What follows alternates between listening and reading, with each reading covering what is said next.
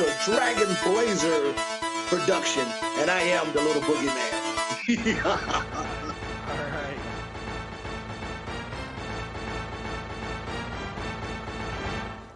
Coming down the aisle, it's the podcast tag team champions of the world, The Rage and Blaze Show. Let's get the show started then. This is another exciting episode of the Rage and Blaze Show. I'm Rage. And I'm Blaze. And we have a very special guest with us today, Chris Hollyfield. How you doing, man? Hey, I'm doing great, guys. You know, other than COVID-19 that we're all dealing with, other than that, I'm doing great. And yeah, just moving forward, man, with life and trying to dodge it, and we all are. Yeah. But other than that, man, just, living life, man, just trying to move forward, try to change some lives on the way of my journeys, because I'm a firm believer of that, because it's not just about me, it's about other people as well.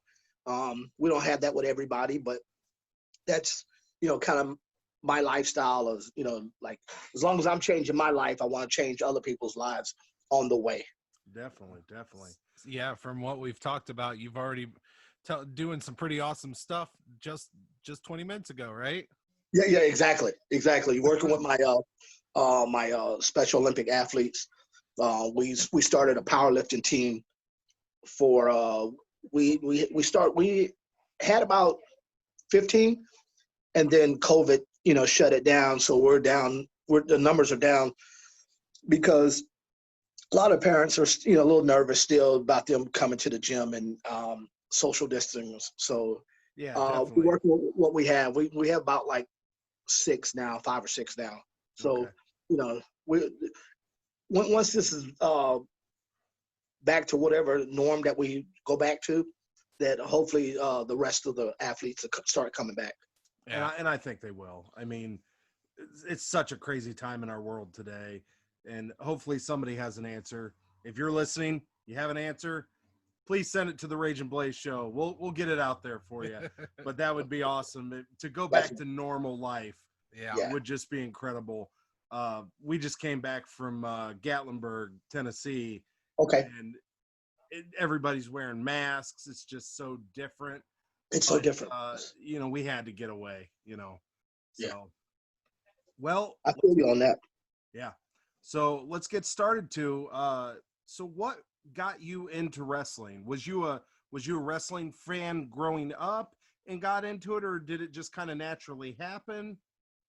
It's twofold, because I was a fan. Okay. And what happened, I was, because I wrestled in high school, and I was, I was decent. Yeah, because my senior year I was 21-4, and I got beat by the same guy 3 times. I owned him in my junior year. I owned him. My senior year, he owned me, because what he did is, yeah, he did, because he technically watched my style, and what he did, me being short statured, he worked my legs. So he didn't go upper body with me, because you come upper body with me, it's a wrap.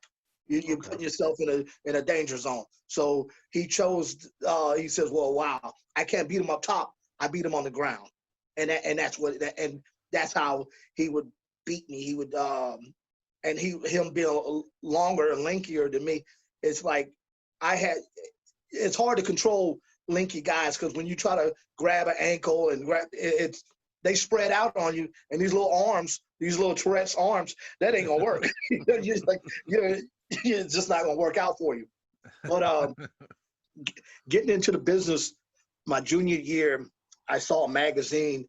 It had Haiti Kid, Little Beaver, and Little Mr. T, and maybe Cowboy Lane.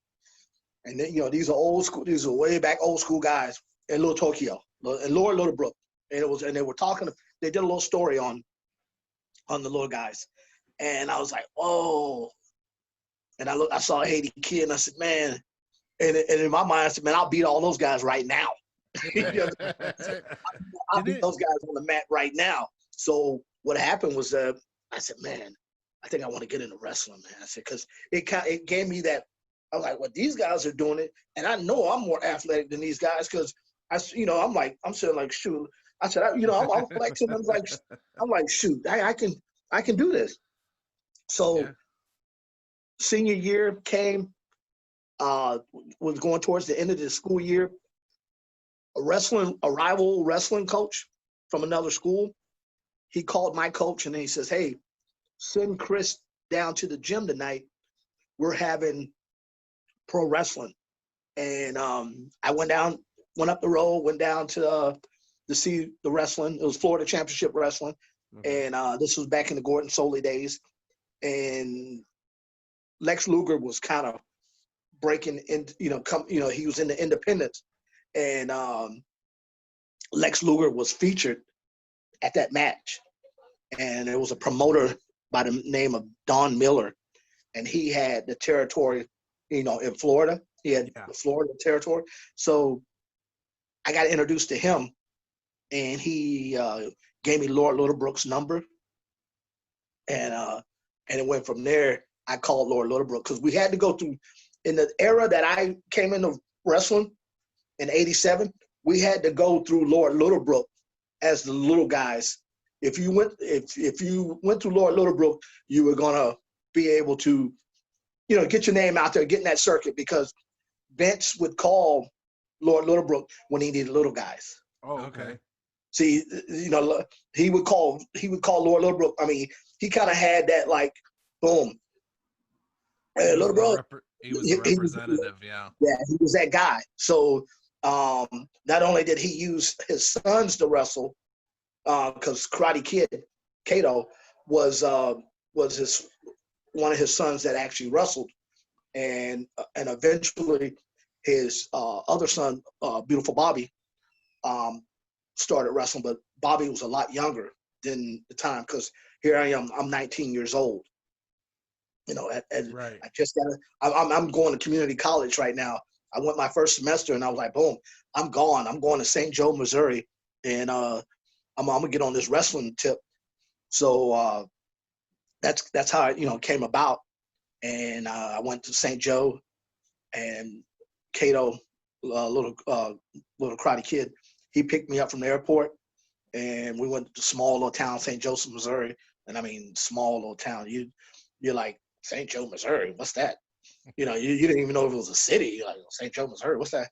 So went out there, and then that's when I met Little Mr. T and Bad Boy Brown and Lord Littlebrook, Little Tokyo, Cowboy Lane, and we started training.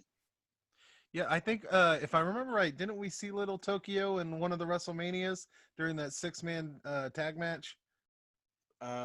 I'd have to go back and look. There was I think WrestleMania 2. Yeah, it was way back. Yeah, because way back. Yes, we've only seen 4 of the WrestleManias so far. We're still just starting out our show. Okay. We've probably seen more of that. We've only done 4 shows of WrestleMania. We're wrestling fans, so we've watched. Right. Yeah. Right. I think we saw Little Tokyo. So who was your favorite wrestler growing up? You said you were a fan of wrestling. Yes. Who was your favorite guy? Junkyard Dog. Oh, yeah. There you go. Rage has nothing but love for Junkyard Dog. Every time he's on the screen, he's loving that was my wrestling nickname in my sophomore year, JYD. Really? JYD. Yes. Nice. JYD. And you do the barking and everything? no, I didn't bark, but I just I just had Uh-oh.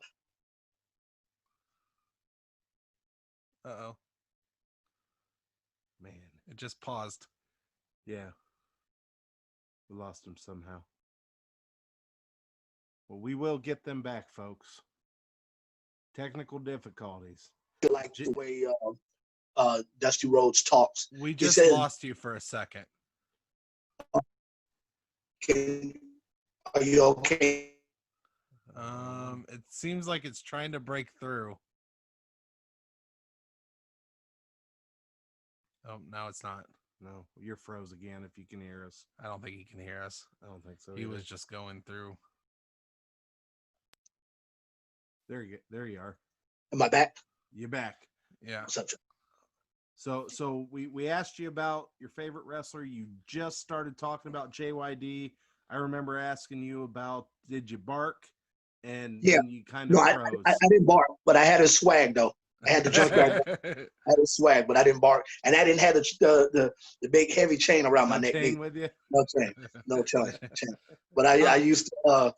I would watch his matches, and then boy, it got me pumped up for my high school wrestling matches. There you go.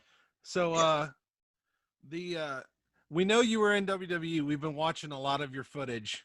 We watched you as Booker T, as Little Boogeyman, and on the Juror when Hornswoggle sues DX. Yeah, little People's Court. Yeah, Little People's Court. Yeah. Did you know any of those guys with you?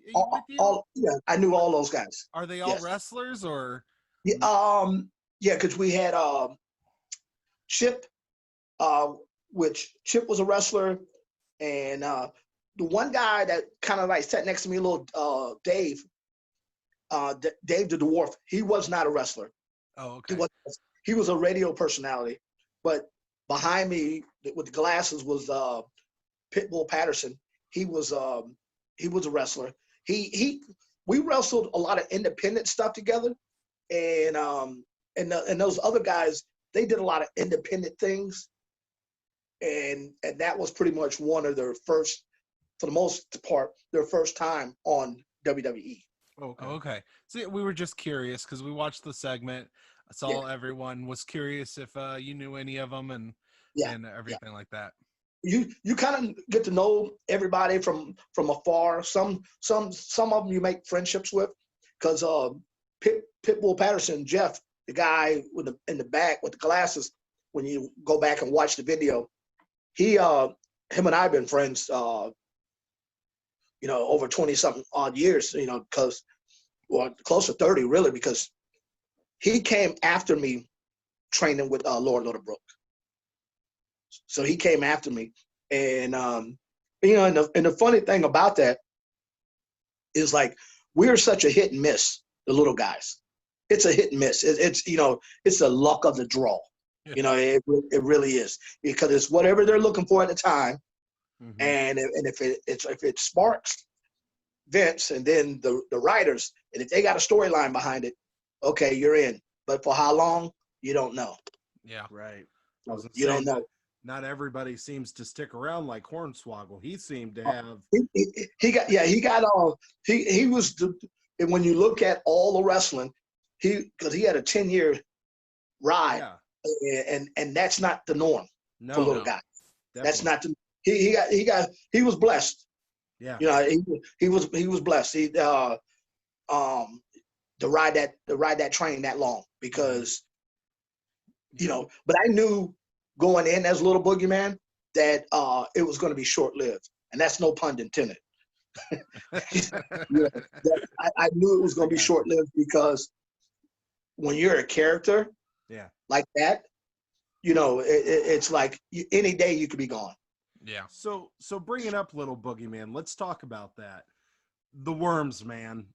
Yeah. Come on. How is that? That the Worms, it's funny because people always ask me when I travel around the country speaking at schools, and they always ask me where those was it gummy worms and stuff like that. I said, no, those were. There's no way those were gummies. They were moving around. Oh, I did not question that at all. And people would question that, and I was like, did you actually see the video? Those were not. That was real. So, the Worms. It's funny because my very first match was in Seattle, and they were asking me if I wanted to rehearse it. I said, nah, I'm just going to put them in my mouth. Do it. I'm just going to do it. And boom, I put them in my mouth.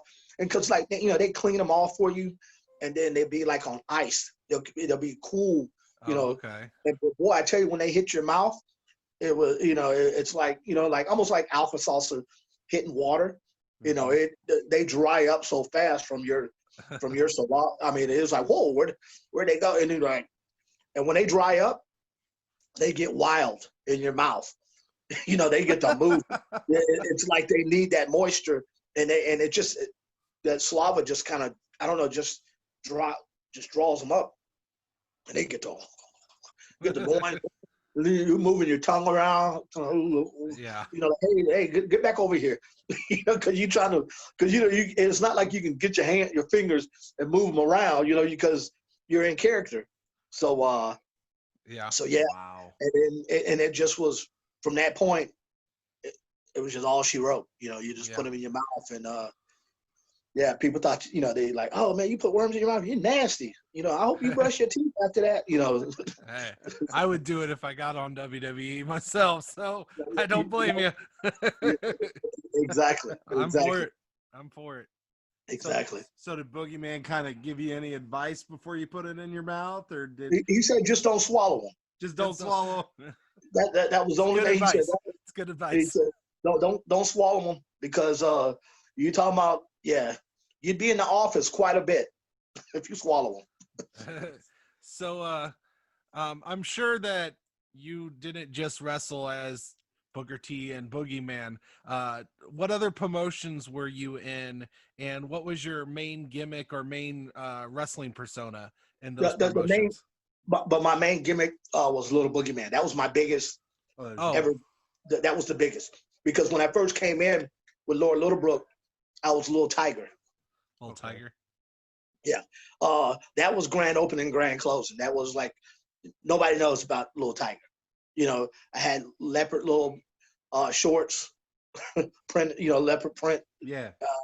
And that was it. And then I was on the independent circuit, and I don't even know, it was just different promoters that would call Lord Littlebrook, and we would do a lot of, the fairgrounds, state fairs.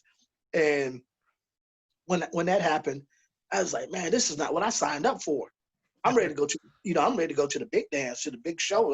This is not what I signed up for. I didn't leave like college for that, shoot. I'm like, what's this all about? And it was just different, because you shared hotel rooms, you drive. WWE, no. You get your own room, you fly. It's just a totally different. I bet. Totally, immensely, totally different. Where you go to these arenas, and we have crafts. Go to the craft room where all the food is at, and I mean food. I mean like buffet style, food. Independent shows, you better stop at McDonald's before you get there. Get yourself a Big Mac. Yeah.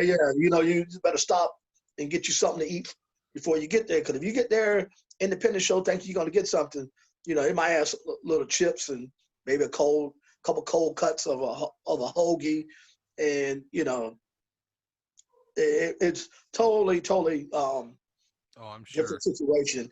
And the funny thing about that is that I was wrestling for a long time before these gimmicks even came about in my life. Matter of fact, when they came about, I wasn't even wrestling. I wasn't even thinking about wrestling. Huh. So how did you get the call? If you were out of wrestling, how did this come about? Because you got social media. Okay. You got social media, and then we were just into AOL. AOL, how big that was, and then little chat rooms and stuff like that. So, remind you, other wrestlers knew, that were still wrestling. They were say, hey, we're looking for an African American low person to do this. So it was the Booker T. Yeah, well, and exactly for Booker, and so one wrestler to the next contacted me, and it was like, hey, would you be interested in wrestling for WWF? Because that's what it was. Yeah. During that time, and then they called me, and I went to Sacramento and did the little Booker T gimmick, and it was cool because I got to work with The Rock. Yeah, how was that? See, I got to work with him, and it was so funny because I didn't want to be a mark, and I didn't want to be a fan. I didn't want to do any of those things. when I met him. But I really wanted to say something, more than, other than thank you, appreciate you, type of deal. I wanted to really I wanted to get a picture. And you remind you, we had the little the little wind up Kodak. Yes. Yeah. We had that, and excuse me. I wanted to get a picture, bad man. I want to get, but I never asked him for a picture because I just didn't know if he would still respect me as the guy I was. I see you're a star, and I wanted this for memories, but I just didn't. I said, man, I don't want to bother him because a lot of people were, asking him, talking to him and stuff. But I will say this: a lot of people don't know this. So you guys are getting some, information that a lot of people don't know about. When we were going over the match, it was Pat Patterson and a couple other guys, Lance Storm, and a couple other people in the room. We were going over the match, and they wanted to do that clowny stuff and wanted me to go underneath the Rock's legs and turn around and bite him on the bum and he'll do the little going around in a circle type thing. Rooney. It was a hell no, of a Rooney. Oh, no, okay. no. Just kind of Circling around him. Okay. Circling around with me looks like I'm biting him on the bum. right. Yeah. And he's like, he says, no, that's not happening. He says, I'm not going to degrade him nor myself, but and he said it. And man, you don't know how I felt inside. I was like, yes, thank you, Rock. I said, thank you, man. I said, because I was never a fan of that. Right. I was never a fan of going through the legs. That's a high spot for little guys. I didn't like it. I thought me personally, I always thought it was garbage. I always thought it was garbage. Biting somebody on the bum, would you do that out? That it's becomes a freak show more or less than that's not wrestling. That's not even funny. I'm glad to find out that I still can love The Rock. It's just like that was not funny at all. So he said that, and I was so thankful, and I was like, man, I want to get a picture with this guy, but I didn't get a chance to get a picture with him. Now, after I did the whole scene with The Rock and all that stuff, I saw Booker T afterwards, and we got a picture because he says, man, you killed the Spinneroonie on the first. He said you killed it, and that was the first go around. It was just like when I tried to do it afterwards. It was just everything just happened. It was just perfect, and boom, I did the Spinneroonie, and he says, "Oh, brother, you killed it, man. Thank you. And Awesome. Because in the wrestling business, everything is brother. Brother. Wonder who started that. Yeah, I don't know. I think there's Some guy. I think there's he a had guy some that might have yellow started trunks. that. Yeah. So yeah, that happened, and then that was like the last go around for me for years, years in between. So 2007. Yeah. Right? Yeah. So it just like, and I wasn't even wrestling like that. Every now and then somebody would call me, and I would go based on if Jeff, because like I said, Jeff Patterson, Pitbull Pat, he was a friend of mine. So I would go because of the simple fact that it gave us the time, because he lives in Arizona and I'm in Florida. So it gave us time to hang out and be buddies, and him and I would wrestle each other. And it didn't matter who won or who didn't win, who was baby, who was heel. It didn't matter. This gave us a weekend, guys' weekend, I so support that. Yeah. So that's basically when I would wrestle. It's like, who am I wrestling? And it said, I saw call Jeff to see if he's available. And then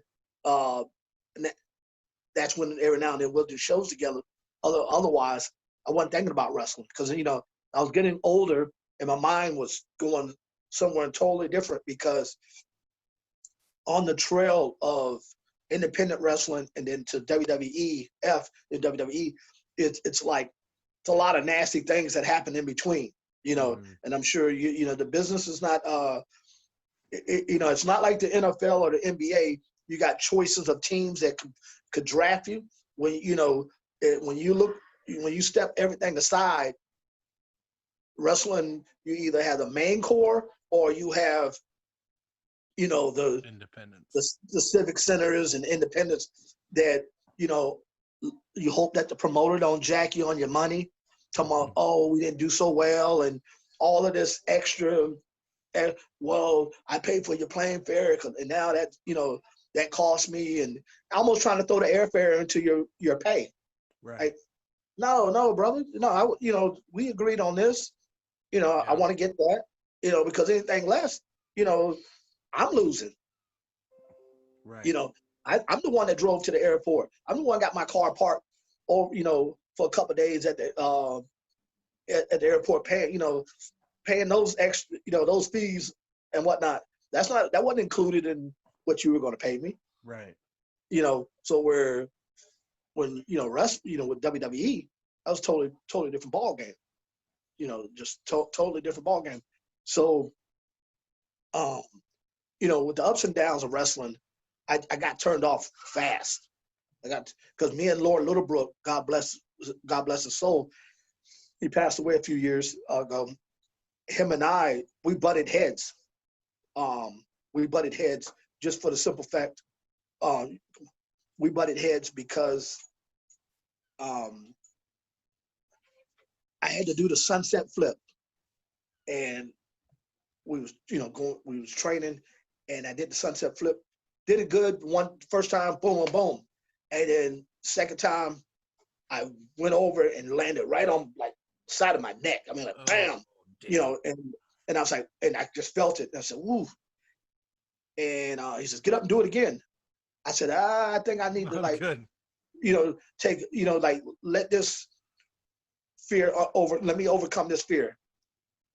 Matter of fact, it was Lil Tokyo. Oh, really? He was the one, Lil Tokyo one. He says, do it again.